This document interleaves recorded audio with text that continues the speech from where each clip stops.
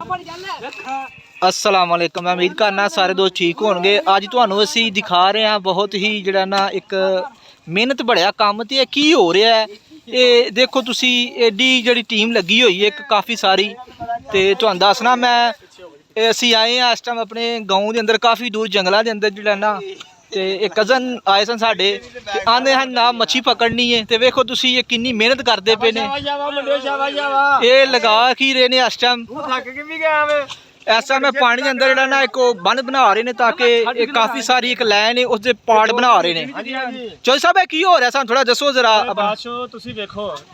थोड़ा टाइम दियो ते नाल देखो की हो रहा है। अच्छा थोड़ा दस दियो ना अपना थोड़ी तुसी की करदे पे इस टाइम है। ਅਸੀਂ ਮੱਛੀ ਪਕੜਨ ਲੱਗੇ ਆ ते ए बन क्यों मारदे पे विच? ਬੰਨ ਇਸ ਵਾਸਤੇ ਮਾਰਨ ਦਾ ਪਾਣੀ ਜ਼ਿਆਦਾ ਹੈ। ਉਹ ਉਧਰ ਅਸੀਂ ਲਾਇਆ ਜਨਰੇਟਰ ਉਧਰ ਜ਼ਰਾ ਮਾਰੋ ਕੈਮਰਾ। अच्छा अच्छा मैं दिखाना उधर जाके दिखाना। ਉਧਰ ਅਸੀਂ ਲਾਇਆ ਸੈਂਟਰ ਚ ਮਾਰਨਾ। ਚਲੋ ਉਧਰ ਦਾ ਪਾਣੀ ਬੜਾ ਨਿਕਲੇ फिर पानी थोड़ा रहिएगा फिर एक थोड़ा बंद खोलांगे तो फिर ये भी पानी इधर। अच्छा अच्छा ठीक हो गया। सारी टीम लगी जनाब है इन्हां दी काफ़ी सारे ने।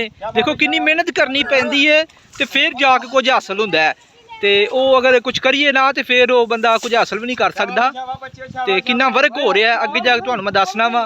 तो ये जनाब एक बंदा देखो इन्हां दे उत्ते जिहड़ा ना वो डांग लै खलोता है ताकि कोई बंदा अगे पीछे ना आए। तो सारे जिहड़ा ना वो काम करदे पे ने।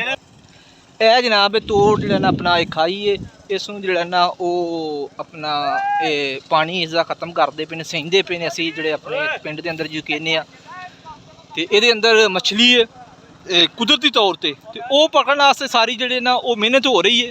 तो ये तुम देखो वो सामने जनरेटर चलता पाया ये पानी निकलता पाया। तो ये जूं ही जो ना वो अपना पानी मुकदा है तो नैक्सट पार्ट दे विच तुहानू दसांगे कि इत्थों कितनी मच्छी फड़ी गई है तो की हिसाब किताब है। तो इंशाअल्लाह मिलने नैक्सट वीडियो।